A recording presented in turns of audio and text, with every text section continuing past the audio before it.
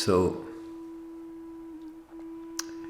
this is a very important guidance.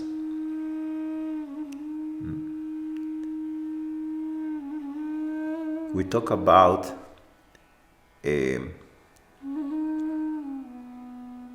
our obstacles in meditation. And in general, our obstacle for advance with our spiritual life. People talk about to go beyond the ego, to transcend the mind, to go beyond the I, the self, the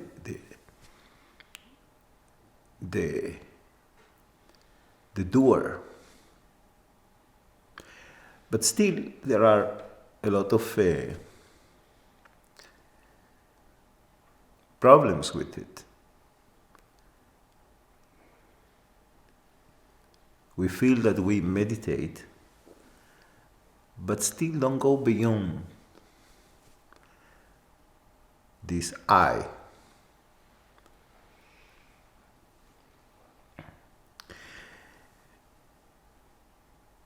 And that is exactly the problem. That I meditate, I aspire to enlightenment, I want to achieve higher levels of spirituality, I want development, etc., etc. I practice Hatha Yoga. Still, this I is there. This I that is so limited, that limit us. So on the path, it's essential to explore this I, to investigate, to analyze, to go deep into this I concept.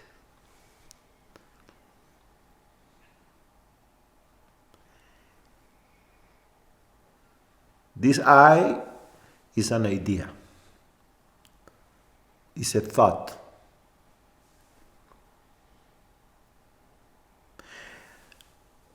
And a thought that comes together with all your mental building patterns, mental patterns, memories. This I is memory,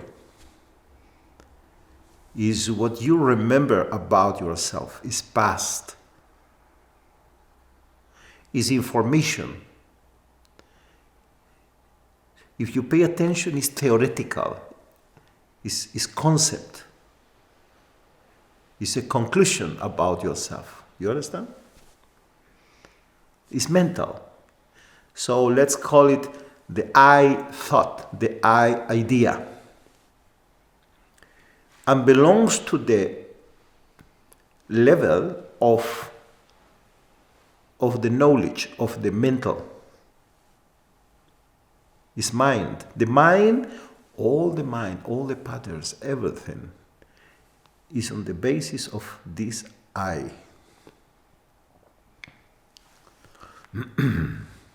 This I that was built from the first day you open your eyes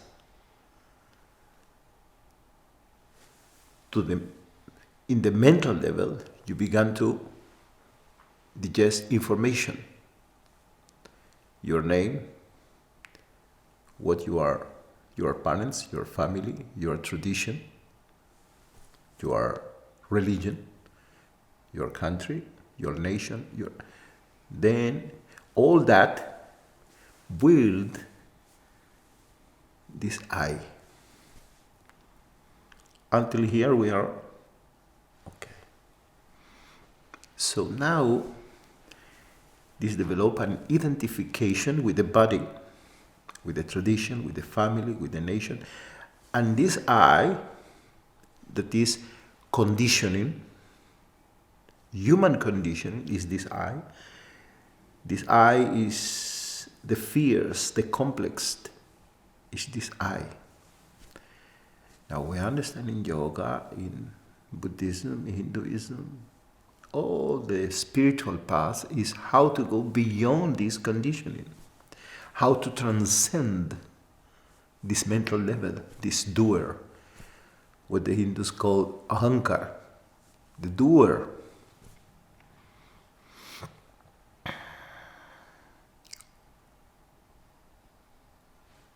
Then you meditate. A meditation is observation, watchfulness, and you watch, you see. But the one who see, who watch, who meditate, is the conditioning. The one who practice yoga is the conditioning, is this I idea, I thought.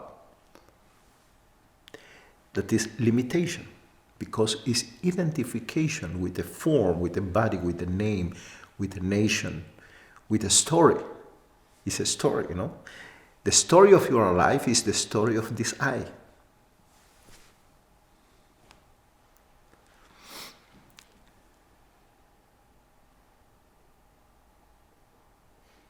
But your existence, as existence, is much more than this I idea existence. This I is the head, the mind. But there is this deep I that is existence. When you say, I exist. The I exist, the feeling, the deep feeling that you are. When you experience, and I don't say you think, you experience this, I am. And not I am something, I am a teacher, I am Chilean, I am. This is the I, in addition, a thought. No? I am Russian. Russian is a concept. I am Jewish. I am a teacher, a professor, a guru, a disciple. I am Brahmin. I am this. I am Hindu. This that you add is the I thought. It's like the impostor that cover this pure existence. You follow?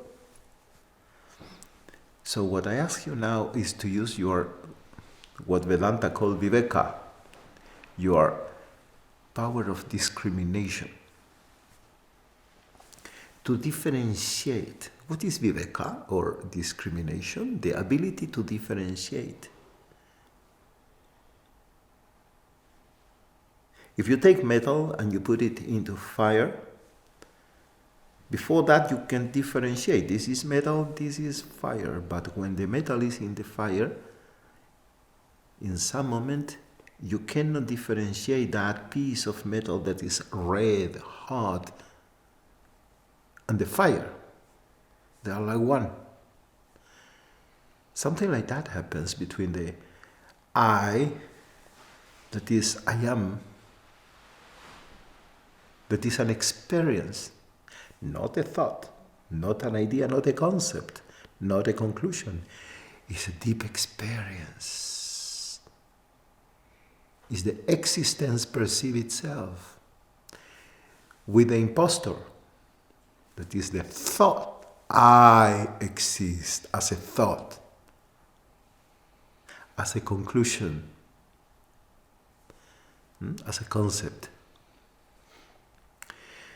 So, if you want to advance in the spiritual process, it's essential that you can differentiate between the I idea thought, and the I experience. The I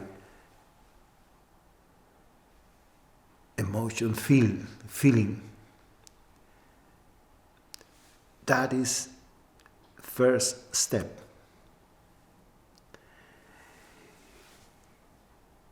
The I thought, because belongs to the mental plane, to the dimension of the ideas, theories, assumptions, always will try to objectivize, intellectualize any experience.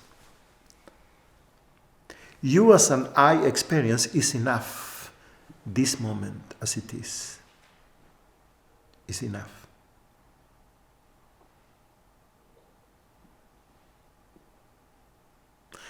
But the I thought, the I idea, immediately define.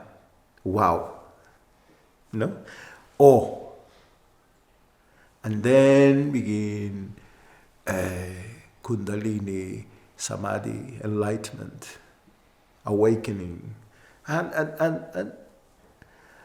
then this I idea define from the word define, finite, make finite something that is infinite.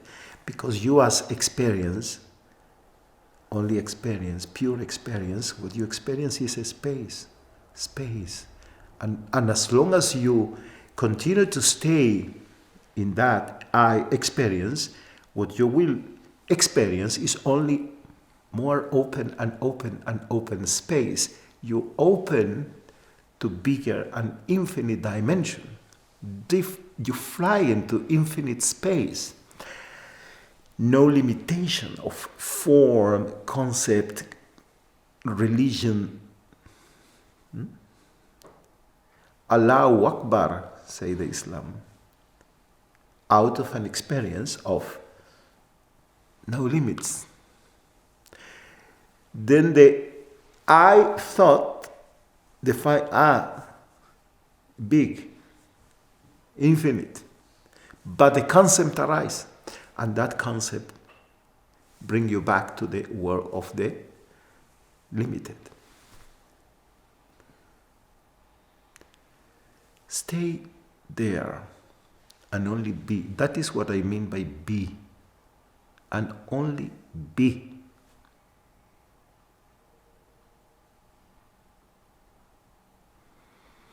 Without add any definition, concept, or conclusion.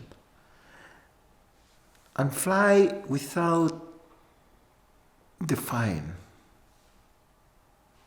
Don't create ideas about it.